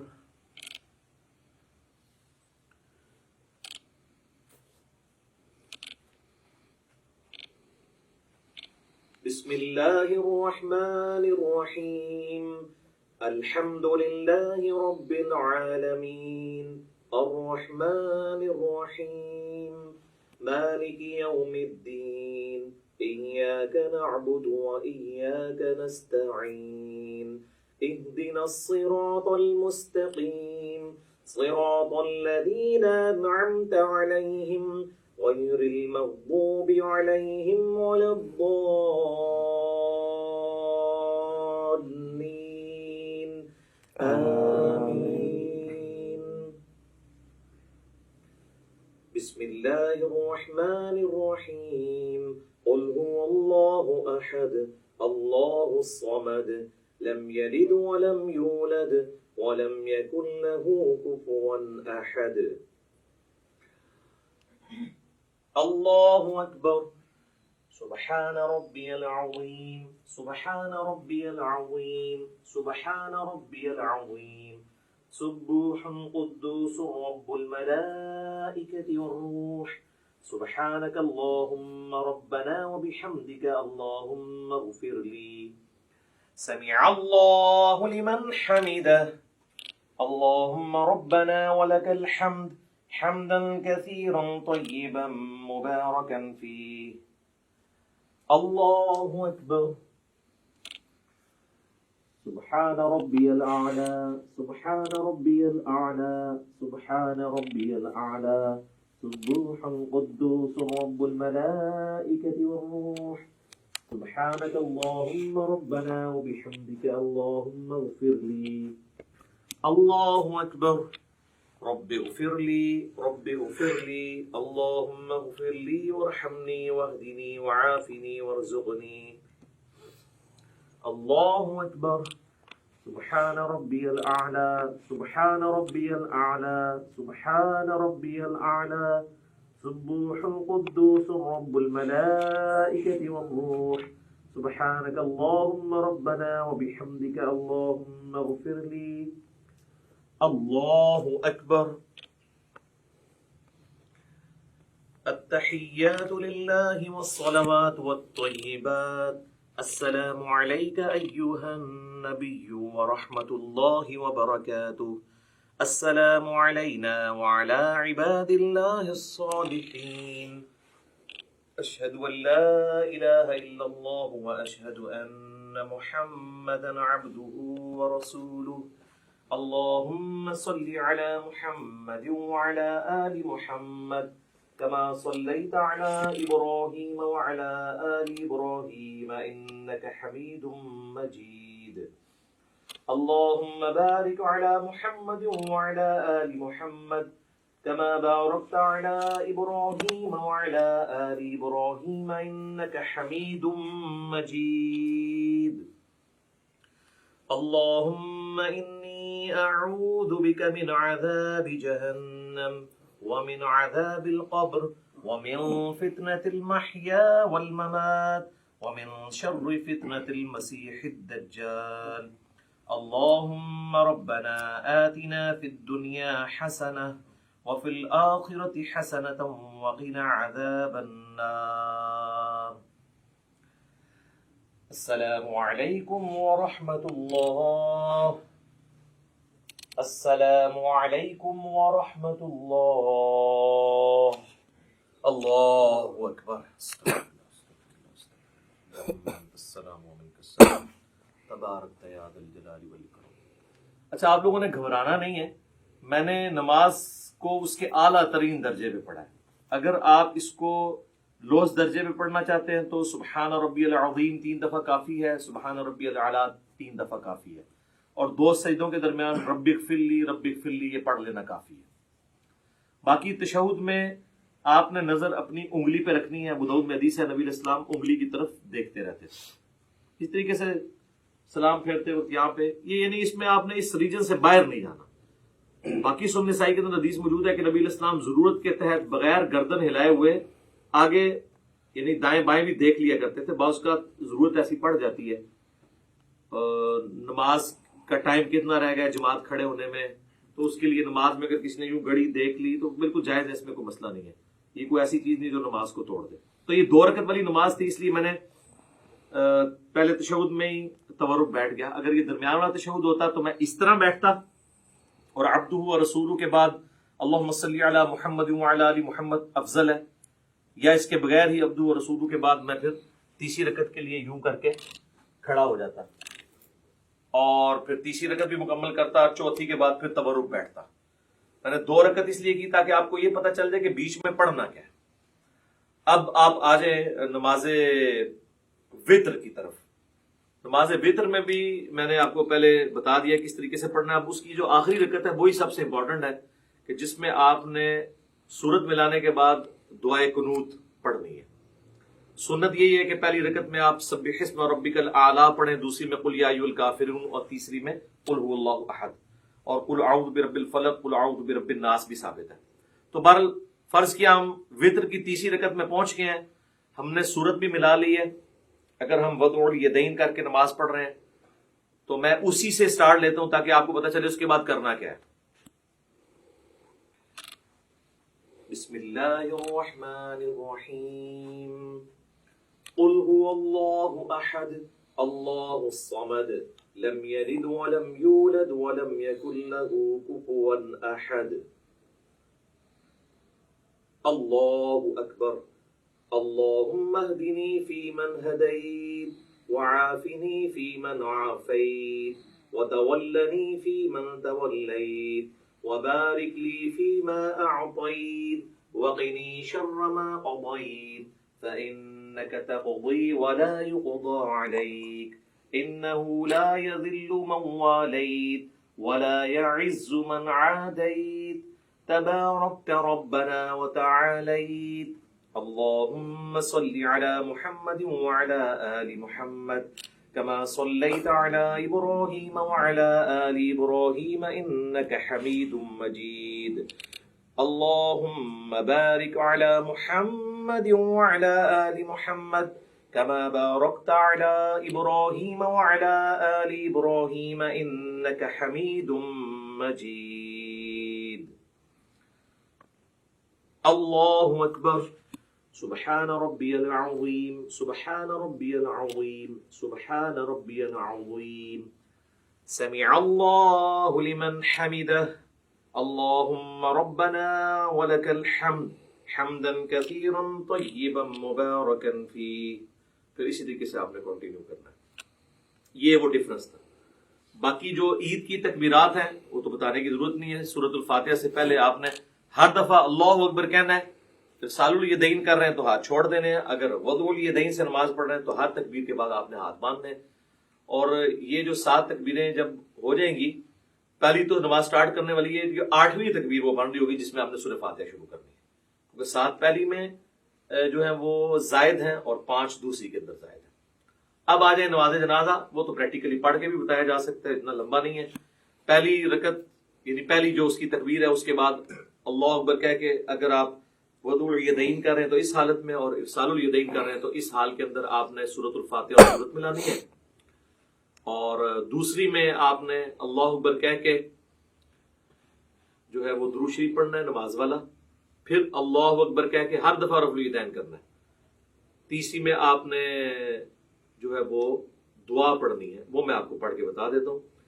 اللهم اغفر لحينا وميتنا وشاهدنا وغائبنا وصغيرنا وكبيرنا وذكرنا وأنثانا.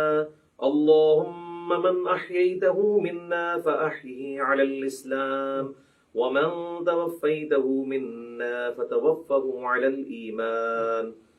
الله أكبر. السلام علیکم ورحمۃ اللہ. یہ مکمل ہو گیا. دوسری طرف تو بتایا ثابت نہیں ہے. تو یہ نماز جنازہ والا بھی ہو گیا. اب انشاءاللہ تعالی ہم فزیکلی جب جماعت میں نماز پڑھنی ہے تو اس میں کیسے پاؤں سے پاؤں ملانا ہے، کس طریقے سے کھڑا ہونا ہے، اس کے لیے کیا پوسچر ہوگا، وہ پریکٹیکلی ہم کچھ بھائیوں کو یہاں صف میں کھڑا کریں گے. پھر میں انشاءاللہ تعالی، کیونکہ بعض اوقات جب آپ جماعت سے نماز پڑھ رہے ہوتے ہیں اس میں آپ کو تھوڑی نرمی کا مظاہرہ کرنا پڑتا ہے. اب یہ لوگ کہتے ہیں جی وہ ہاتھ پھیلا کے یوں اس طریقے سے سجدہ کرنا ہے، لیکن سر سنن ابی داؤد میں، سنن نسائی میں یہ بھی حدیث ہے کہ اپنے بھائیوں کے لیے جماعت میں نرم ہو جاؤ. جب آپ جماعت میں نماز پڑھ رہے ہوں گے پھر آپ نے یہ والا سجدہ نہیں کرنا. ویسے آپ بے شک یہ بھی کر لیں، کوئی مسئلہ نہیں ہے، ٹھیک ہے. لیکن جب آپ جماعت میں ہوں گے تو آپ کوشش کریں گے کہ تھوڑے سمٹیں. اور اب اس میں اگر آپ کا یہ حصہ یہاں اپنے ساتھ لگ جاتا ہے کوئی مسئلہ نہیں. ایک چیز ہے جس کی مانت ہے کہ جو کونی ہے وہ زمین پہ نہ لگے، کتے کی طرح بچھانے نہیں ہے. اس کے علاوہ اگر کسی کا یوں مل جاتا ہے یا یہاں سے یہ بھی مل جاتا ہے تو کوئی اس میں مسئلہ نہیں ہے. حتیٰ کہ صحیح بخاری میں آتا ہے کہ جب مسجد میں رش ہوتا تھا صحابہ کرام کہتے ہیں ہم ایک دوسرے کی پیٹھوں کے اوپر سجدے کر رہے ہوتے تھے، اور اگر زمین گرم ہوتی تھی تو اپنی پگڑی کا پیچ جو ہے وہ آگے کر لیتے تھے تاکہ ماتھا نہ جلے. تو وہ اتنا کوئی ایشو نہیں ہے. ایون بخاری مسلم میں آتا ہے کہ نبی علیہ السلام نے قیام جو ہے اور رکوع جو ہے وہ ممبر کے اوپر کیا ہے، اور سجدے کے لیے ممبر کی سیڑھیاں اتر کے تو نماز پڑھی ہے. یہ فرض نماز کی بتا رہا ہوں. چونکہ ہمارے معاشرے میں ساری چیزیں معیوب سمجھی جاتی ہیں، تعلیم دینے کے لیے نہیں، فزیکلی آپ نے اس طرح نماز پڑھی ہے تو کوئی اتنا ایشو نہیں ہوتا. چھوٹی چھوٹی چیزوں کو مذاق بنایا ہوتا ہے. اس میں ہم آپ کو یہ بھی بتا دیتے ہیں جماعت کی نماز کو پریکٹیکلی کرنے سے پہلے کہ اگر آپ 2 بندوں کی جماعت کروا رہے ہیں نا تو یہ آپ بالکل ساتھ کھڑا کریں گے. یہ جو کہتے ہیں نا جی امام جو ہے اس طرح کھڑا ہو، نہیں، وہ تو واضح صحیح بخاری موجود ہے. حضرت عبداللہ ابن پنجے قبلہ رخ ہونے چاہیے. یہ ایڑیاں ملانے کے چکر میں اور یوں کرنے کے چکر میں یہ پنجے ڈسٹرب کرتے ہیں، یہ بالکل غلط ہے. پاؤں ملانے کا حکم ہے، ایڑی سیدھ میں کرنی ہے. ایڑی کبھی بھی اس طریقے سے نہیں مل سکتی ہے کیونکہ پنجے چوڑے ہوتے ہیں، پنجے ہی ملیں گے اور آپ قبلہ رخ سے تو نہیں آپ کمپرومائز کر سکتے. تو اس طرح بالکل برابر رکھنا ہے. نشانی یہ ہے کہ جو لیفٹ پہ کھڑا ہوگا وہ امام ہوگا. صحیح بخاری میں عبداللہ ابن عباس کہتے ہیں کہ میں نبی علیہ السلام تہجد کی نماز پڑھ رہے تھے تو میں آپ کے لیفٹ پہ آ کے کھڑا ہو گیا تو آپ نے مجھے کان سے پکڑ کے یوں یہاں لا کے کھڑا کیا تو نماز بھی نہیں ٹوٹی. یہ کہتے ہیں انگوٹھا ہل جائے نماز ٹوٹ جاتی ہے.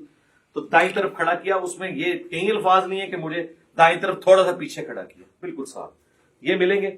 اب آپ دیکھیں اللہ اکبر کیا کہ جب ہم آپ بھی کریں اللہ اکبر, یہ ہاتھ باندھ رہے ہیں نا, اب انہوں نے بھی اپنے جسم کے مطابق کھولا ہوا ہے, میں نے بھی اپنے جسم کے مطابق. تو آپ دیکھ رہے ہیں کہ ہمارا شولڈر بھی جو ہے نا, یہ شولڈر سینٹر سے آگے کور کریں, شولڈر بھی مل رہے ہیں.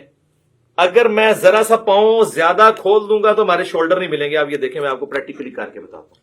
یہ میں نے پاؤں کھولے نا تو اب یہ شولڈر دور ہو جائیں گے. پاؤں ملے ہوئے ہیں, پاؤں پہ زور ہوتا ہے شولڈر نہیں, اور بعض کا ایسا زور ہوتا ہے کہ اگلے کے پاؤں درد کرنا شروع کر دیتے ہیں. تو آپ نے درمیان میں یوں رکھنا ہے اسے.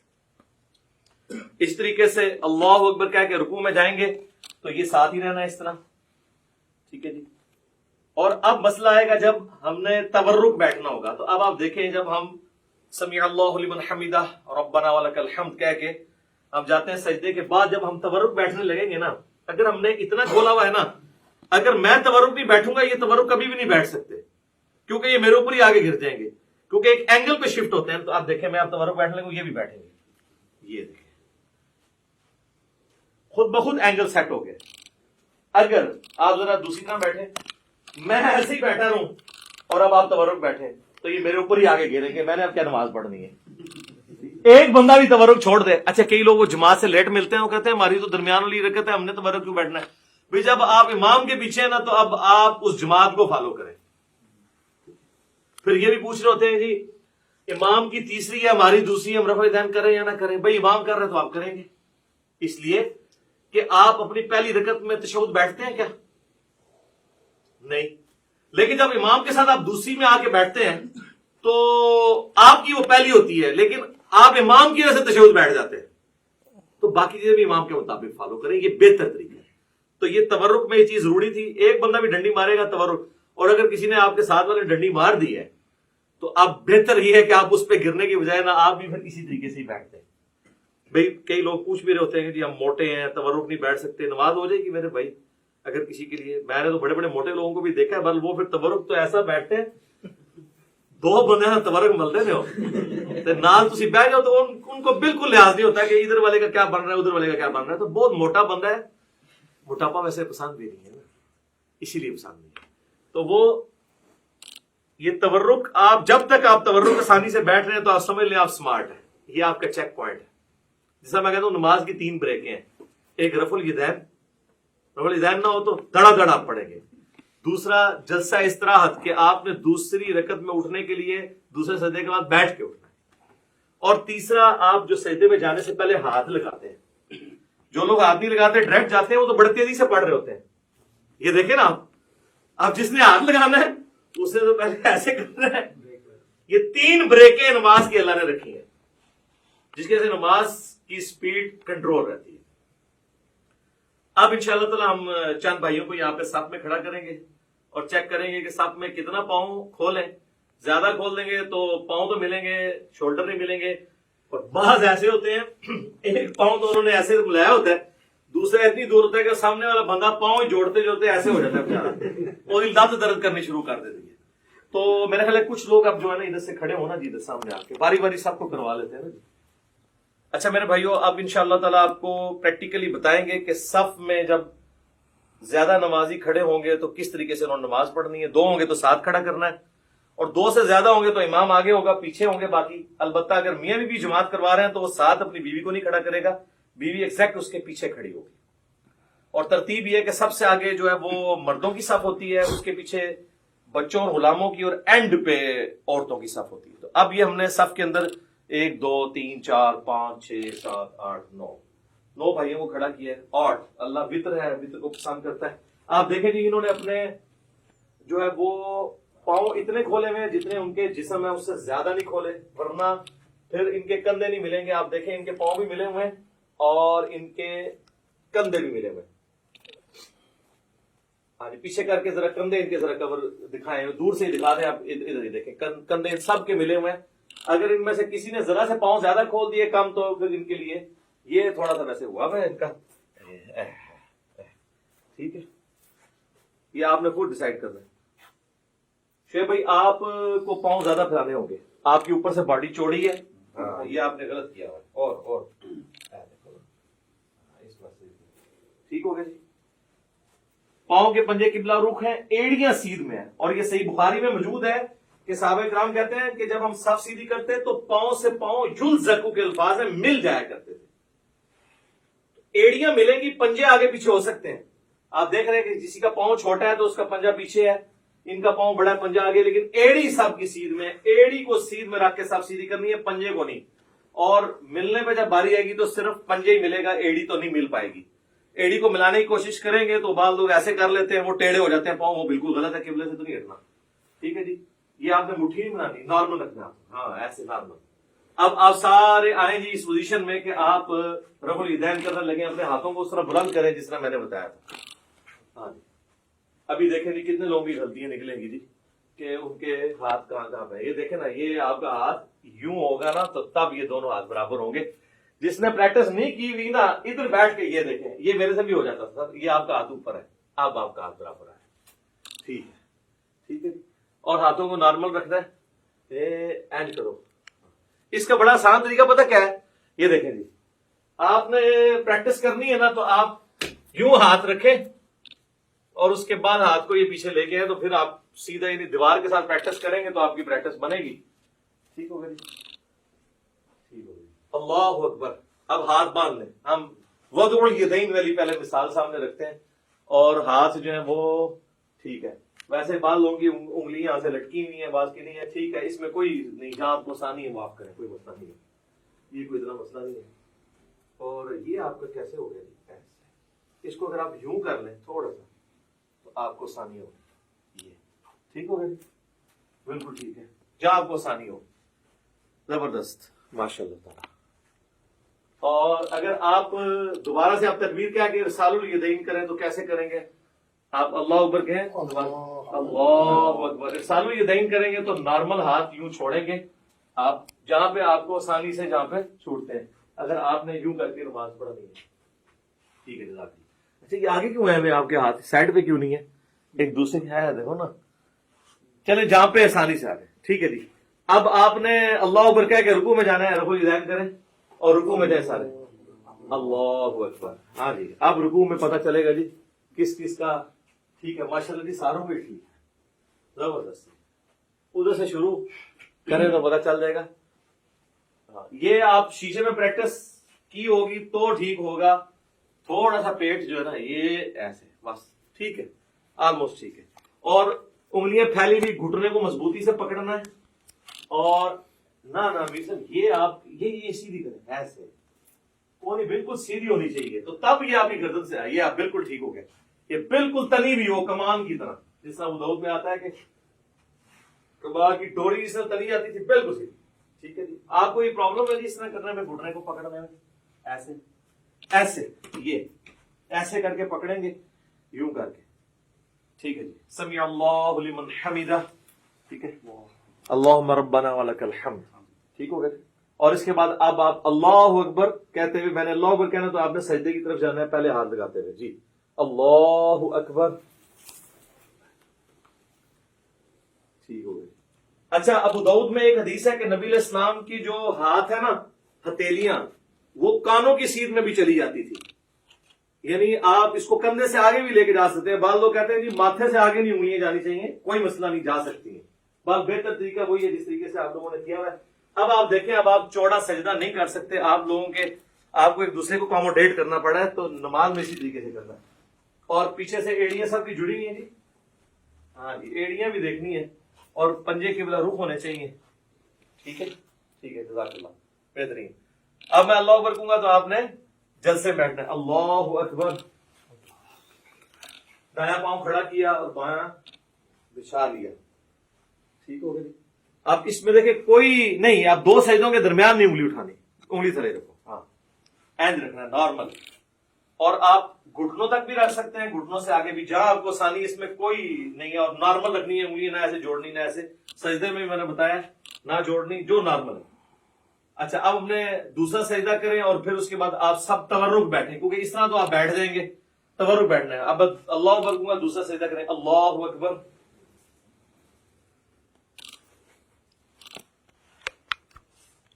اب آپ کو اللہ اکبر پہ تورک سب کو بیٹھنا ہے.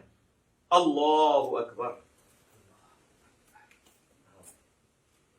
دیکھ لیں جی، ہم نے پریکٹیکلی کر کے بتایا. وہ لوگ کہتے ہیں نہیں جماعت میں تو تورک بیٹھا ہی نہیں جاتا. کیوں نہیں بیٹھا جاتا؟ ایک بندہ جب ڈنڈی مارتا ہے تو تورک رہ جاتا. نہیں، ساروں بیٹھے ہوئے ہیں نا، دیکھیں نا، سارے تورک بیٹھ کے بتا رہے ہیں. تورک بیٹھیں گے سارے تو پھر کور ہوگا. ایک بندہ بھی ڈنڈی مارے گا تو ساتھ والا دوسرے تورک نہیں بیٹھنا. ٹھیک ہوگا جی. یہ پریکٹیکلی نماز میں یہ چیز ضروری تھی. اب ٹھیک ہے، سلام بھیج دیں جی. السلام علیکم ورحمۃ اللہ. السلام علیکم ورحمۃ اللہ. ٹھیک ہے. اچھا میرے بھائیوں، آج کی یہ پریکٹیکل ہماری جو نشست تھی اب اس سے کنکلوڈ کرتے ہیں. بیسیکلی میں نے کوشش کی کہ آپ کو ایک بلو پرنٹ آپ کے سامنے رکھ دیا جائے کہ آپ نے نماز پڑھنی کیسے. باقی اس کے اوپر تو گھنٹوں بولا جا سکتا ہے. آپ میری ویڈیوز دیکھ لیں، ہر ٹاپک کے اوپر کئی ایک ویڈیو کلپس ریکارڈڈ موجود ہیں. اللہ تعالیٰ ہماری اس ایفرٹ کو قبول فرمائے. اللہ تعالیٰ سے دعا ہے جو حق بات میں نے کہی اللہ تعالیٰ ہم سب کے دلوں میں راسخ فرمائے. اگر جذبات میں میرے منہ سے کوئی غلط بات نکل گئی تو اللہ تعالیٰ ہمارے دلوں سے معاف کر دے. ہمیں کتاب و سنت کی تعلیمات پر عمل کر کے دوسرے بھائیوں تک پہنچانے کی توفیق عطا فرمائے. سبحانک اللہم و بحمدک، اشہد ان لا الہ الا انت، استغفرک و اتوب الیک، وما علینا الا البلاغ المبین. جزاکم اللہ خیرا.